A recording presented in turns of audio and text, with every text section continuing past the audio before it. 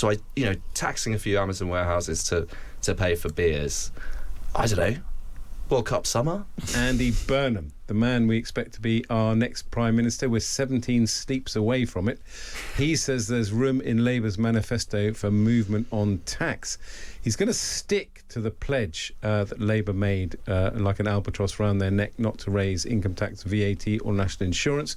But there is room for manoeuvre. He points to his plans to increase business rates on warehouses to fund a 20% cut in rates for pubs. Let's speak first of all to the veteran Labour voter Alice Denby. I know that she thinks about nothing else apart from raising taxes on warehouses. Yes, that's what gets me going in the morning. It's the progressive policy. It's the policy for the people. I think this just proves that all Labour ever know how to do is put up your taxes. And I think we're already seeing the unintended consequences of speculation around tax. So so there's rumours that he's going to put up capital gains tax. Businesses are already selling up to try and avoid this tax. And I think that this is the central problem. If you stick to this, if you keep trying to tinker around the edges with taxes, putting them, a little tweak there and a little tweak there, you get all sorts of weird distortions and unintended consequences.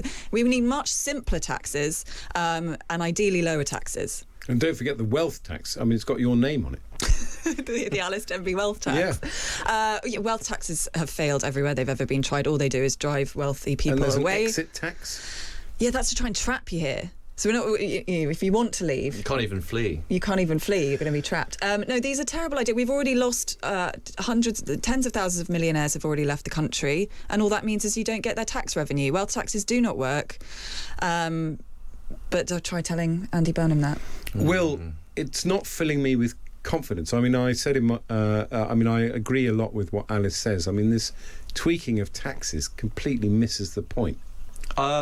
Yeah, but I think we're sort of starting to see an emerging... They've been talking about Manchesterism, haven't they? I think this is pure Blokeism. I think you tax a few logistics warehouses and everybody gets a pint.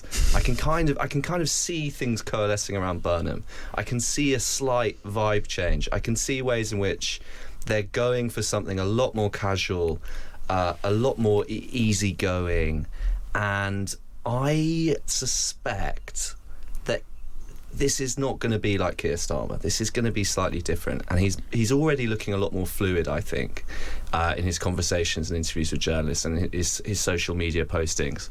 I think that some of the stuff about Burnham being this sort of chippy northerner recently actually isn't going to play very well in the country. I think a lot of chippy northerners are on Andy Burnham's side and might actually quite like him being Prime Minister. So taxing a few Amazon warehouses to pay for beers, I don't know, World Cup summer? I don't think it's the worst politics in the world. I do agree about taxes being way too complicated and they need to be simplified, and wealth taxes, clearly, there's people in Burnham's team who will tell you that wealth taxes are not a very good idea, and neither is an exit tax.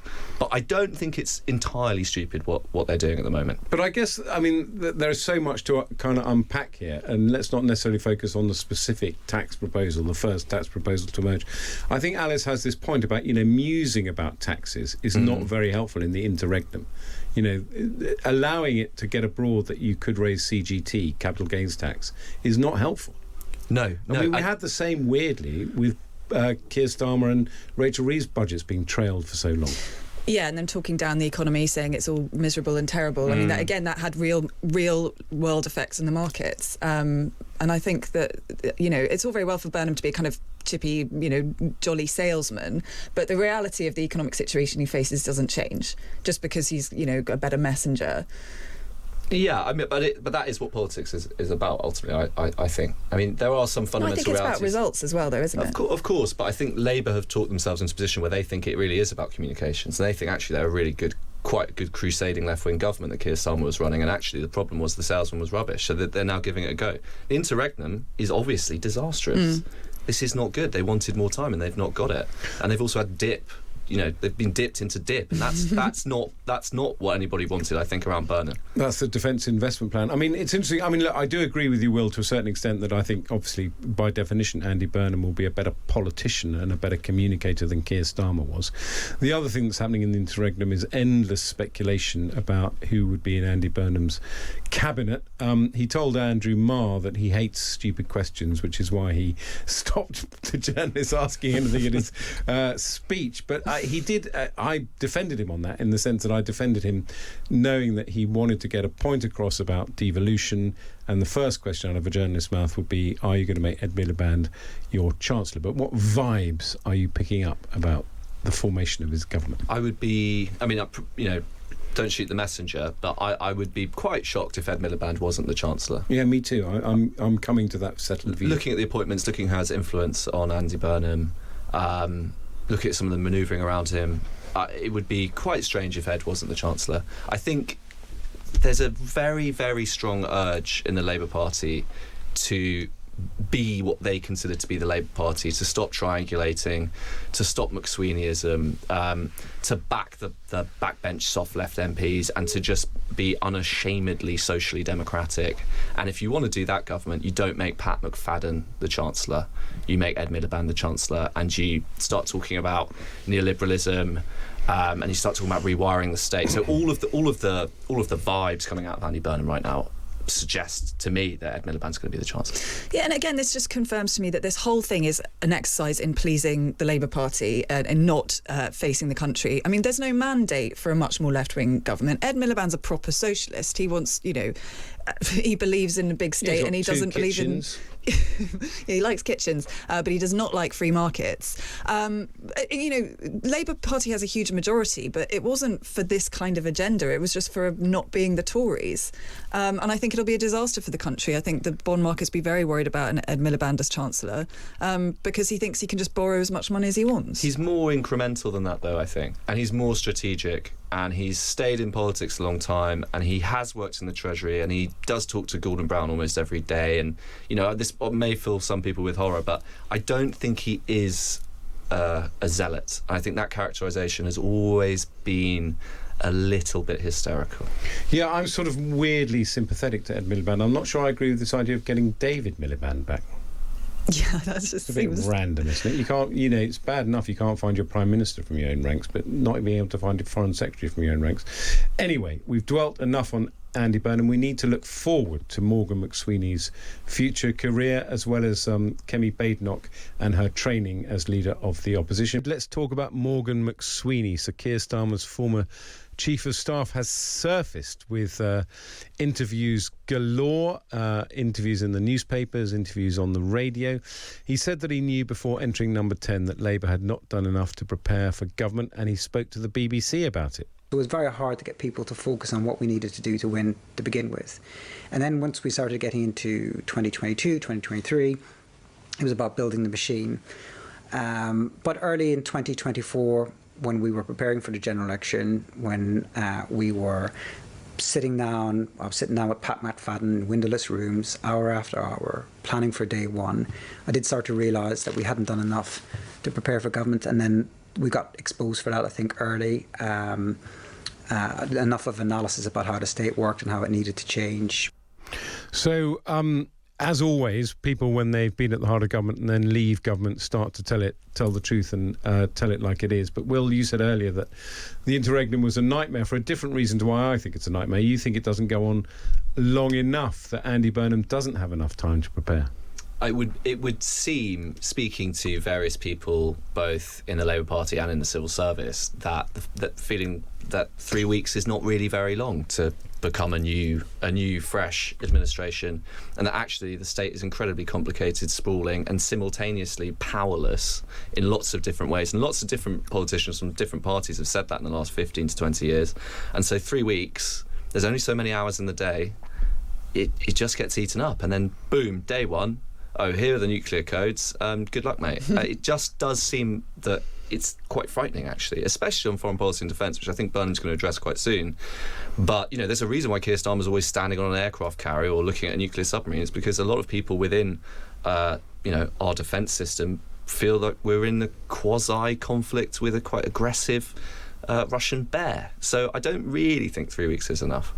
How long do these people need, Alice? Well, I think if you look at any transformative government we've ever had, whether it's the Thatcher government or the Blair government, they spent a long time in opposition preparing, right? So Thatcher famously, with Keith Joser, came up with this stepping stones plan, and Blair obviously had a long time in opposition to prepare and knew exactly what he wanted to do from day one. That's how you have, that's how you make real change, and that's how you have a good government.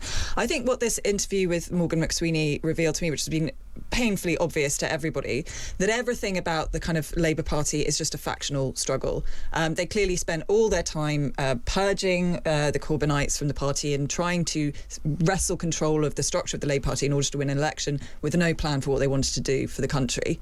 It's always just inward facing with Labour.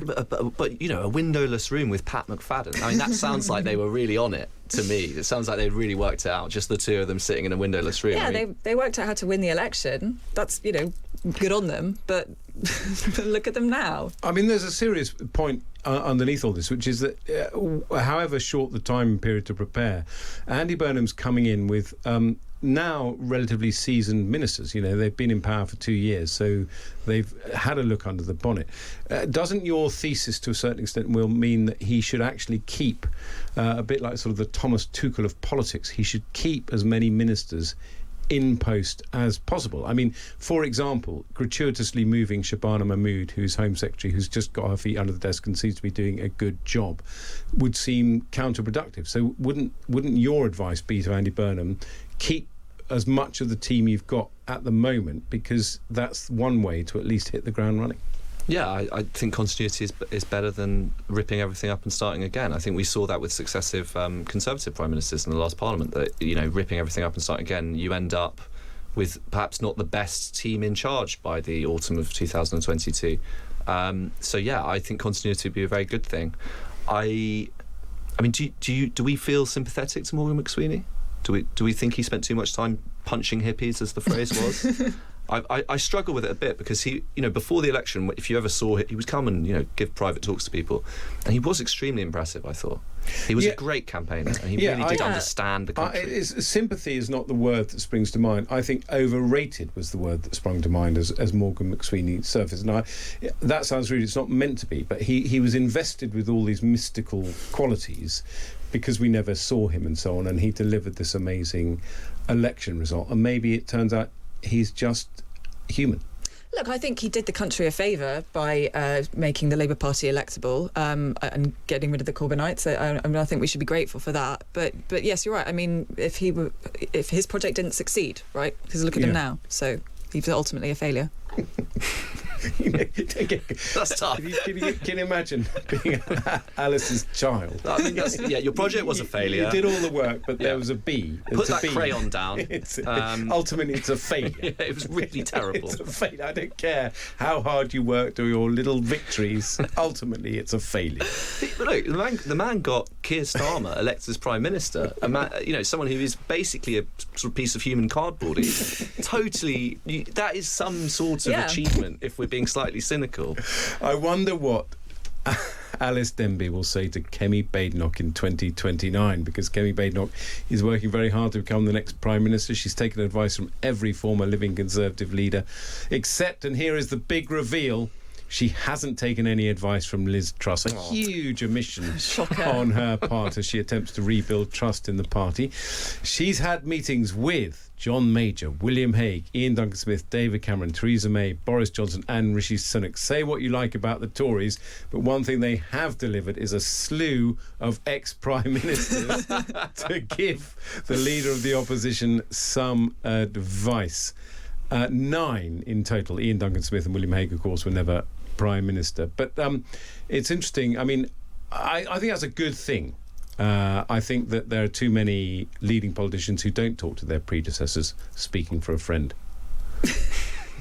I definitely think it's a good idea. I think there's a lot of wisdom there. David Cameron makes the point that he's the only person who's taken a party from opposition into Downing Street who's willing to help her. Yeah. So it's a good line. That. Yeah, it is a good line. And look, people like William Hague and David Cameron were really good at PMQs, and they knew what they were doing. And Duncan Smith? Not so much. But you can definitely see it in her performance improving. If you think I'm tough, listen to Kemi. What did she say? Like a spiteful class warrior, all of that sort of caper. Yeah, lovely, pleasant stuff there. Yeah, so look, really nice. She's getting better, and it's clear now that I think that some of the defections to reform have happened, that the Tory party's in a happier place. They're behind her now. PMQs is a good opportunity to boost the morale of your party, and that matters. Not sure how much it's translating to the rest of the country, though her own personal ratings are good, but the Tory parties remain unpopular.